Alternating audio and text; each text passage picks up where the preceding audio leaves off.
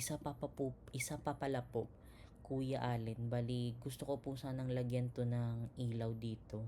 So palagyan na lang din po ng, kung sino man pong available, palagyan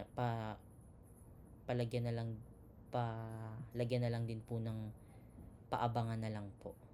Tapos ayun, dito din po syempre sa taas, paabangan na lang din po yung design. Yung pong kay Kuya Allen, yung sa may ceiling po, kakausapin na lang po kita ng personal, kasi para talagang magkausap po tayo at ng maano natin yung sa may ceiling po. Simple lang naman po yung hiling ko, pero ayun po, hindi ko lang tama i-drawing ay at ang hirap mag-drawing dito ng kisame. Pero yun po, ganun lang po.